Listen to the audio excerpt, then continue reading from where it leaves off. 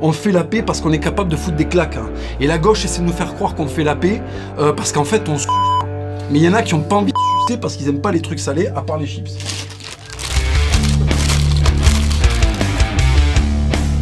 Moi, quand j'ai serré la main à Marc Mercier, j'ai pris 50 ans de catch français dans la gueule, si tu veux. Quand je serre la main à Usul, qu'est-ce que je prends? À part un rhume, tu vois. À part une maladie vénérienne, qu'est-ce que je prends, tu vois, quand je lui serre la main? Que dalle. Parce que le mec n'a pas vécu. Quand il y avait des gens qui se promenaient à Nice, tu vois, il devait y avoir le vent du soir, là, tu sais, sur la mer, comme ça, qui arrivait, là, tu sais, les sensations d'été, là, quand t'as chaud. Tu sais, t'es en petite chemise, hein. Il y a les mecs de droite qui nouent leur pull, tu sais, brise de fils de pute, là, autour du cou. Ils se baladent en tenant la main à leur grosse, là, comme ça, tu vois. La vie était belle. Et tout d'un coup, il y a un 55 tonnes avec un Tunisien dedans qui passe des rapports avec des nervures sur le bras, la tête, la barbe. Et ben alors, les mécréants, tu vois. Et là, les gens sont là, mais qu'est-ce qui se passe? Un camion, ça écrase des gens? Ben oui, mais si t'avais fait du déménagement, tu le saurais. Parce que la gauche, il n'y a plus d'ouvriers dedans. Donc oui, un coup de truelle dans la gueule, ça fait mal. Un camion qui te roule sur la FIF, ça fait mal. Moi, j'ai travaillé dans une société, je vais pas la nommer parce que ça leur fait une pub horrible. Mais j'ai travaillé dans une société de déménagement bien connue à Toulouse. Quand il y avait un 55 tonnes qui faisait une manœuvre, même quand il était à 2 à l'heure, je me chiais dessus. Il était 8 h du mat, j'étais pas réveillé, je bois du café soluble de merde, peut-être que ça va pas être suffisamment pour me réveiller. Le mec dedans, c'est un type, il a un permis poids lourd, il a 42 de QI, tu vois. Il est déjà à 6 grammes, il est en train de retourner. Qu'est-ce que tu vas faire si tu laisses ton pied? Oui, oui. Si la roue passe dessus, ça t'écrase. Oui, la vie tue. L'islam radical fait bobo. J'attire également votre attention sur un nouveau magazine, le magazine Jésus. Alors, qu'est-ce que c'est que cette blague? Bah déjà, c'en est pas une, hein. C'est un magazine réel, en feuilles satinées, gros grammage, et affiché en kiosque au prix de 10 €. Parce que les voies du Seigneur sont de pénétrer ton portefeuille. Il se moque, en fait, d'un magazine qui s'appelle Jésus. Voilà. Ça le fait rire. Donc, en fait, il convoque tout son plateau de lâches pour rigoler de Jésus avec tous ses potes transsexuels parisiens, en fait, et métrosexuels. En fait, voilà. Et ça, c'est insupportable, parce qu'en fait, il faut bien qu'il comprenne, ce mec-là, que Jésus, c'est le mec qui empêche les mecs comme moi d'enculer son cadavre à lui. En fait, je t'explique, avant que Jésus il dise stop, on n'encule pas les morts et on arrête en fait de dégommer des types parce qu'on peut le faire. Avant ça, en fait, c'était des mecs comme moi qui régnaient. Tu vois, c'est en fait ce qu'il faut que tu comprennes, c'est que ta seule chance de survie dans cette putain de société, c'est que c'est Jésus qui l'a fait à son image. Donc c'est une société de bonté, c'est une société de tolérance, c'est une société où on se dit, écoute, tu mérites d'être un tabouret humain, mais en fait on va te donner ta chance et finalement tu vas être journaliste, ce qui est pas très éloigné en fait au final, tu vois. Et ce qu'il faut bien qu'ils comprennent, c'est que si Jésus saute, si Jésus disparaît en fait, les mecs comme moi vont redevenir des barbares païens. Bon, il paraît que la Turquie veut faire la guerre à la Syrie. Alors déjà les gars, pour faire la guerre, il va falloir changer d'alphabet en fait.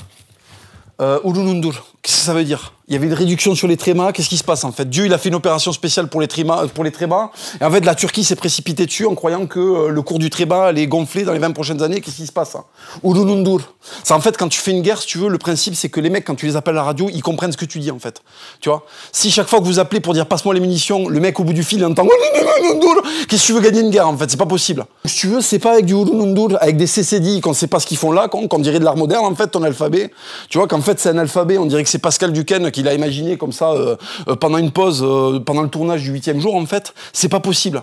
Si tu veux, si t'as un mec qui conduit un tank, que l'objectif c'est Alep, et qu'en fait au bout du fil, il entend... En fait, il va répondre pareil parce qu'en fait, il va faire semblant de comprendre. D'ailleurs, ça, c'est un truc que je soupçonne. Je suis pratiquement sûr que les Turcs, en fait, font des monologues. C'est-à-dire que les mecs se comprennent pas. Ils ont un alphabet pour de faux. Et en fait, ils se parlent et ils font semblant de se comprendre. C'est-à-dire qu'il y en a un qui fait... Et le mec en face fait... Mais en fait, ils sont pas captés. En fait, les mecs sont en impro tout le temps. Donc c'est pour ça qu'en fait, ils récoltent de l'huile d'olive et ils ont des moissonneuses-batteuses et l'industrie du blé, on va pas sur la Lune. Parce qu'en fait, pour aller sur la Lune, il faut avoir une langue où il n'y a pas 15 000 CCD et des trémas dans tous les sens. Tu vois, voilà. Non mais brandir l'ordre républicain et la laïcité, c'est comme quand t'as un mec qui te braque et tu lui brandis une capote, si tu veux.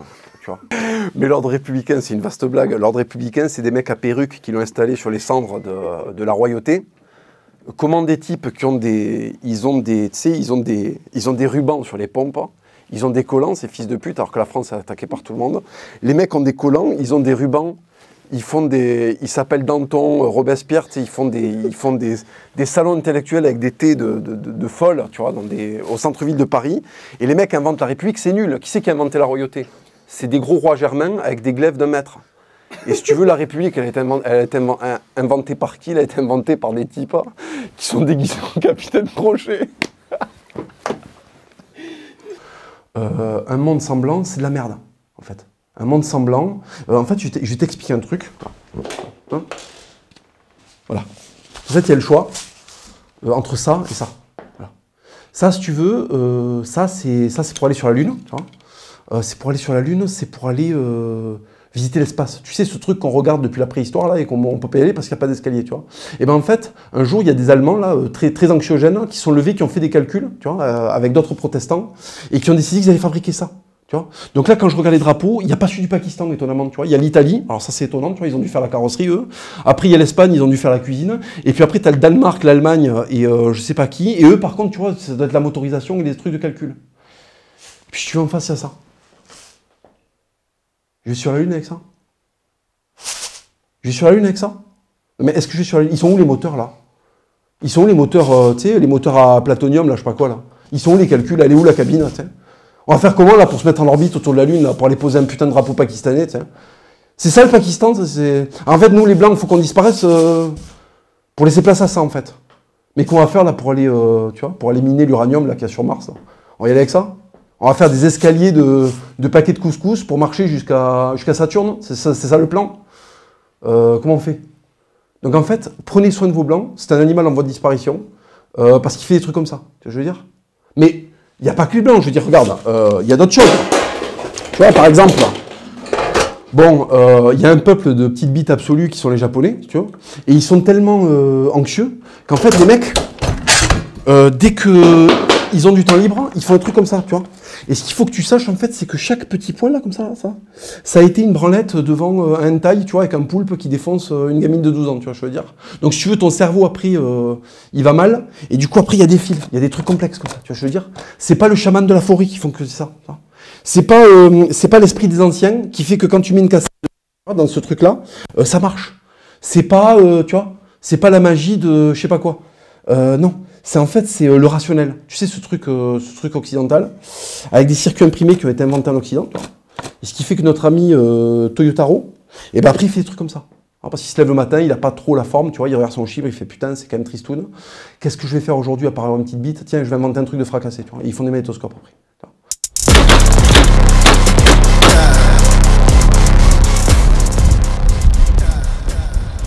Je suis pas sûr qu'il ait survécu.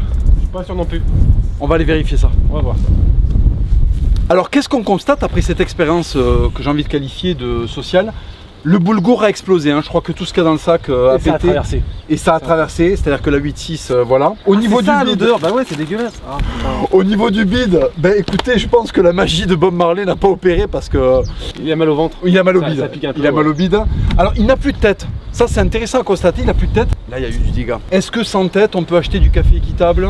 Alors, certes, bon, c'est vrai qu'il a plus de tête. Après, on peut faire plein de trucs sans tête. Tu peux toujours mélanger ton boulgour. Après, dire de la merde et se prononcer en faveur de la GPA PMA, bah, c'est plus possible. Donc, on voit quand même que si on n'est pas assez bien préparé, ça peut être incapacitant dans la vie de tous les jours de prendre 6 balles de chevreau en pleine fif, en fait. Hein. Ouais, c'est ça. Voilà. Mais c'est vrai que là, notre expérience montre que il vaut mieux commencer à se préparer pour éviter que ça finisse. Oh ben sans tête. Oh. Parce que si vous voulez, la tolérance, c'est très très bien, il en faut dans le monde. Mais la tolérance, c'est toujours bien de pouvoir la faire appliquer avec un flingue en plus. Je veux dire, c'est pas ou le flingue ou la tolérance. On peut être tolérant, on peut aimer le social, mais on peut prendre une garantie pour qu'il soit efficace. Ce qu'on essaie de montrer aujourd'hui, c'est qu'on peut avoir voilà, des idées progressistes et vouloir la paix dans le monde et être utopiste. Mais ce qui garantit à votre utopie d'avoir une chance de se réaliser un jour, c'est du bon matos.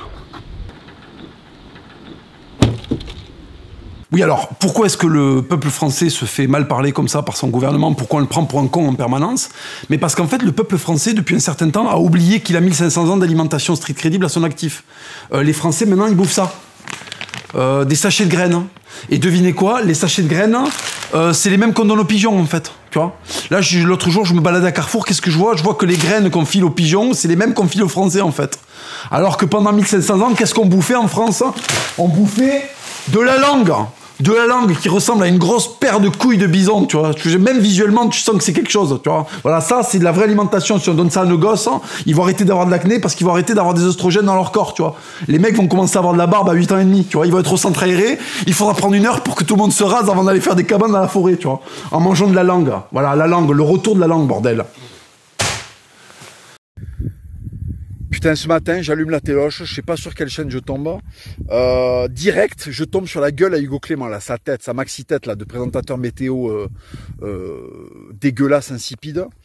Et ça m'a tellement foutu le moral à zéro que j'ai eu un réflexe d'animal. Tu sais, les animaux, quand ça va pas, quand t'as du stress, ils montent vite sur un promontoire, tu vois. Donc moi, j'ai fait pareil.